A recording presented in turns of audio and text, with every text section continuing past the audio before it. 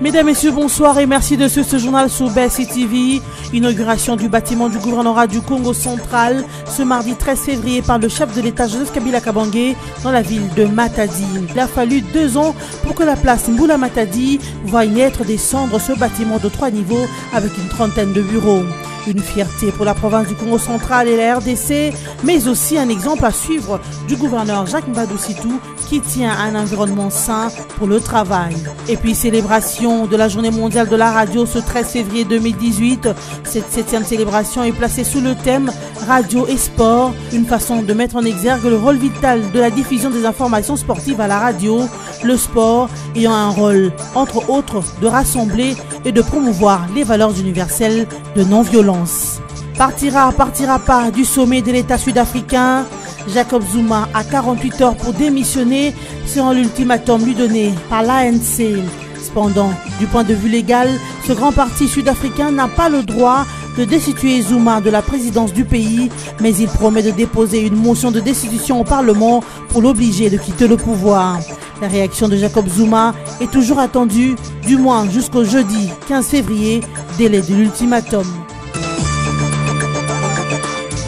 Le président de la République a procédé à l'inauguration ce mardi 13 février 2018 à Matadi du nouvel hôtel du gouvernement provincial du Congo central. La cérémonie s'est déroulée sur le parvis de ce nouveau bâtiment construit sur le site de l'ancien datant de l'époque coloniale et devenu vétuste. Le chef de l'État, qui accompagnait la délégation du gouvernement central, parti avec lui de Kinshasa la semaine dernière, a été accueilli par le gouverneur Jacques Mbadou Sitou, mais aussi une foule compacte. Le ministre provincial des infrastructures a fait une brève description de ce nouveau bâtiment et indiqué l'usage auquel il est destiné, à savoir abriter les services administratifs de la province. Joseph Kabila a ensuite été conduit dans une visite guidée des installations de cet immeuble de 3 étages avec une trentaine de bureaux construits sur fonds propres du gouvernement provincial pour un coût global de 3 250 000 $ américains. Outre le bureau du gouverneur et l'ensemble de son cabinet, le nouveau gouvernorat du Congo central loge aussi le vice-gouverneur, le ministre près le gouverneur chargé des finances, le secrétaire général adjoint du gouvernement provincial et un bureau du pôle juridique. D'autres locaux abritent des salles de réunion, une cuisine et un réfectoire, le serveur central pour la gestion des finances de la province, ainsi que le dispositif anti-incendie. Sans oublier les différentes salles d'attente et autres réceptions à tous les niveaux. Bref, comme l'appellent déjà les Matadiens, c'est un immeuble androïde que le président Kabila a inauguré ce jour. À la fin de la visite, le gouverneur Mbadou Sitou l'a remercié pour ce geste par lequel il a accompli sa promesse. En effet, lors de son dernier séjour à Matadi l'année passée, le chef de l'État avait promis de revenir pour inaugurer ce bâtiment, chose qu'il a donc réalisée. Plus de 95% du territoire national congolais vit dans la paix. Ces propos sont du vice-premier ministre en charge des affaires étrangères, Léonard Okitundu, qui a rassuré le lundi 12 février 2018 les membres du Conseil de sécurité de l'ONU sur l'évolution de la situation sécuritaire en République démocratique du Congo. Pendant la réunion dite de formule ARIA au siège du Conseil de sécurité de l'ONU à New York, le diplomate congolais a déclaré que son gouvernement a réussi à améliorer la situation sécuritaire pour pouvoir garantir la tenue des élections dans un climat de paix. D'après le VPM Okitundu, plus de 95% du territoire national vit maintenant dans la paix. Le gouvernement a pris des mesures pour sécuriser le processus électoral, notamment les opérations lancées contre les groupes armés, les recrutements de nouveaux policiers, l'éradication du banditisme, la réconciliation au Kasaï après les phénomènes Kamwina Nsapu. Dans le contexte des élections apaisées, en tant que signataire de l'accord du 31 décembre 2016, le gouvernement a décidé de maintenir la paix et renforcer la concorde nationale, a-t-il expliqué. Quant au rapport faisant état de la situation précaire des droits de l'homme en RDC, chez Okitundu les a d'abord rejetés avant de déclarer que la RDC n'est pas l'enfer des droits de l'homme qu'on présente à tort. Il a notamment dénoncé Human Rights Watch qui accuse les gouvernements congolais de réprimer de manière extrajudiciaire, entre autres, les manifestants hostiles au maintien au pouvoir du président Kabila. Le ministre des Affaires étrangères a affirmé que certains auteurs qui ont commis des abus pendant les récentes manifestations sont traduits en justice pour qu'ils répondent de leurs actes. Présent à cette réunion du Conseil de sécurité de l'ONU, Corné Nangaa, président de la CENI, a fait savoir que le processus électoral en cours aura bel et bien son point culminant le 23 décembre 2018, car le calendrier électoral est en train d'être exécuté comme prévu, avec notamment la clôture le 31 janvier 2018 de l'opération d'identification et d'enrôlement des électeurs. Le président de la centrale électorale a par ailleurs relevé les défis à surmonter pour atteindre l'objectif 23 décembre 2018. Ils sont d'ordre légal, financier, technico-logistique, sécuritaire et politique. Ce qui a poussé la CENI et les gouvernements à opter pour la machine à voter qui réduirait les coûts des élections. Une explication qui a éclairci les États-Unis qui avaient des inquiétudes profondes sur la machine à voter vu que la RDC ne l'a jamais utilisée auparavant. Pour rappel, les réunions en formule ARIA sont des rencontres confidentielles et très informelles qui permettent aux membres du Conseil de sécurité de l'ONU de discuter de manière franche et directe avec les représentants des gouvernements et d'organisations internationales sur un sujet particulier. La tension persiste entre les communautés Ema et Lendu. Ainsi, pour mettre fin à ces conflits interethniques et amener les deux communautés à cohabiter à nouveau, le vice-premier ministre, ministre en charge de l'Intérieur et de la Sécurité, séjourne depuis le lundi 12 février 2018 à Bunia, dans la province de l'Ituri. Emmanuel Ramazani Shadari est allé en territoire de Djungu pour évaluer la situation sécuritaire qui sévit dans cette partie de la province de l'Ituri. Là où même des sources locales avaient fait état de plusieurs cas de pertes en vies humaines et de dégâts matériels à la suite du conflit entre ces deux communautés. À son arrivée, le patron de la territoriale a déclaré qu'il y aura des échanges avec les différentes autorités politico-administratives et de sécurité afin de rétablir l'ordre. Dans l'espoir de dissiper tout malentendu persistant entre les membres des communautés Ema et Lendu, Emmanuel Ramazani Shadari a promis de présenter au terme de son séjour à Djungu les décisions prises pour une solution durable. Leila Zerougui a pris officiellement ses fonctions à la tête de la mission des Nations Unies pour la stabilité au Congo, MONUSCO, lors d'une cérémonie au siège de cette structure à Kinshasa le lundi 12 février 2018. Cette cérémonie a été marquée par un défilé du contingent ghanéen à présence de plusieurs personnalités et membres du personnel de la mission onusienne. Nommée depuis décembre 2017, l'Algérienne Zerougui, qui succède à Mamadou Dikou, n'a pas voulu s'exprimer devant la presse. Cependant, son programme prévoit ce lundi une série de réunions de prise de contact avec les différents groupes de travail et sections de la MONUSCO. Notez que Leila Zerougui est magistrate et experte juridique en matière de droits de l'homme et en administration de la justice. La RDC ne lui est pas étrangère, elle y a travaillé entre 2008 et 2009, mais aussi en 2012 comme adjointe de l'ONU pour le sort des enfants en temps de conflits armés. L'Union pour la démocratie et le progrès social UDPS a annoncé lundi 12 février les reports de son congrès extraordinaire initialement prévu du 26 au 27 février 2018 à une date jusqu'à-là non connue. C'est pour soutenir la marche programmée ce 25 février 2018 par les comités laïcs de coordination que le congrès a été renvoyé pour les débuts du mois de mars, a justifié le porte-parole de cette famille politique, Augustin Kabouya. L'UDPS a choisi de décaler cette rencontre pour que tous ces militants et militantes puissent soutenir l'action programmée par les CLC, comme cela a été la démarche du feu Dr Etienne Tshisekedi Wamulumba de son vivant, a confié Augustin Kabouya. Rappelons que ces congrès avaient entre autres pour objectif la désignation du successeur de Etienne Tshisekedi Wamulumba, décédé le 1er février 2017 en Belgique, à la tête de l'UDPS. Radio et sport, c'est le thème de la Journée mondiale de la radio, célébrée chaque 13 février de l'année. La Journée mondiale de la radio a pour but la mise en relief de la puissance de la radio comme plateforme pour l'éducation et la liberté d'expression, ainsi que son rôle vital dans la réponse aux crises et aux catastrophes. Célébrée le 13 février de chaque année partout dans le monde entier avec un thème. Pour cette année, le thème retenu est Radio et sport.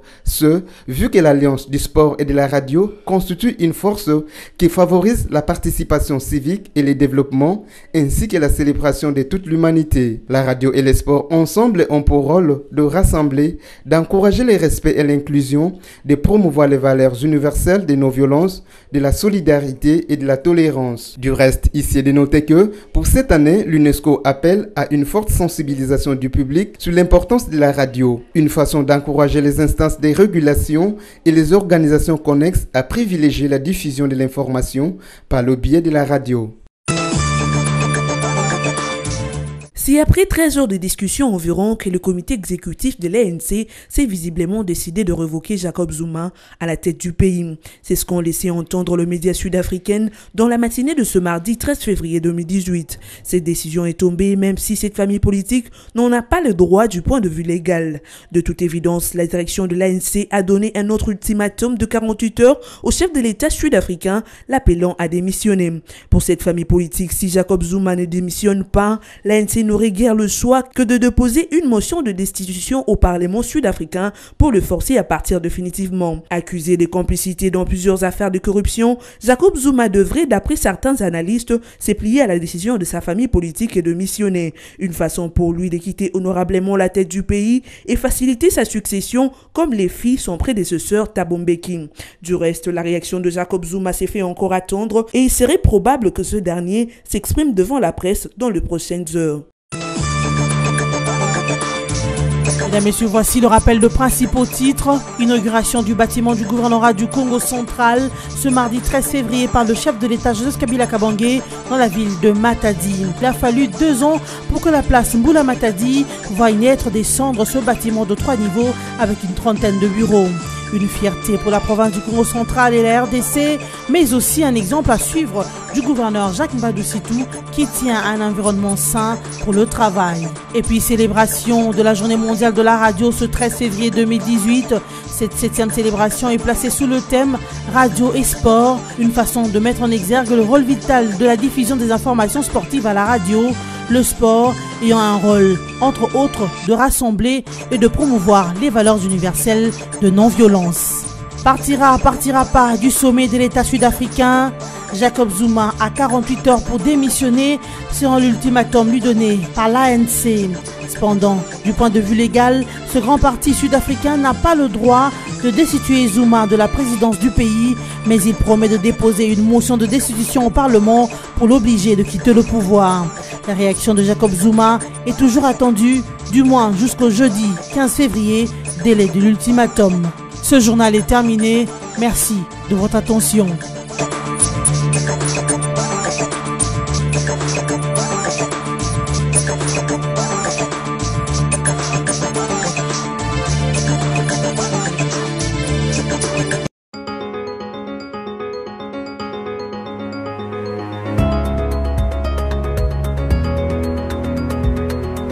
Mesdames, Messieurs, merci de suivre la revue de presse des journaux parus en ligne ce mardi 13 février 2018, résumé pour vous sur BC TV.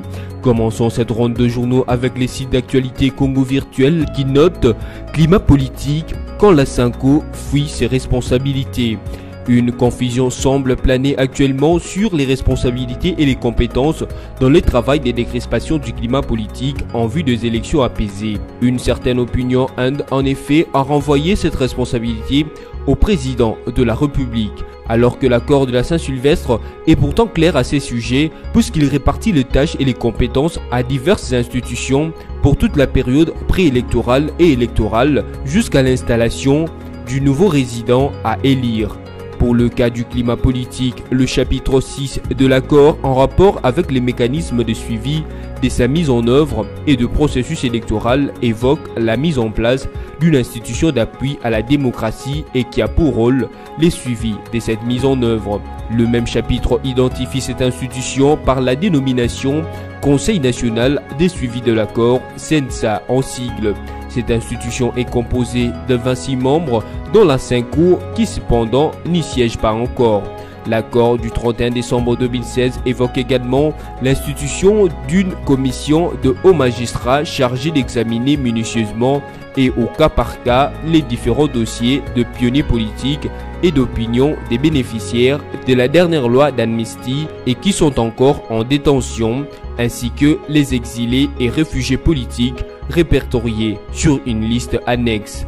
Poursuivons cette revue de presse avec Forum 2As qui note en grand titre: au cours d'une réunion informelle à l'ONU, Nikki Haley s'oppose au vote électoral en RDC.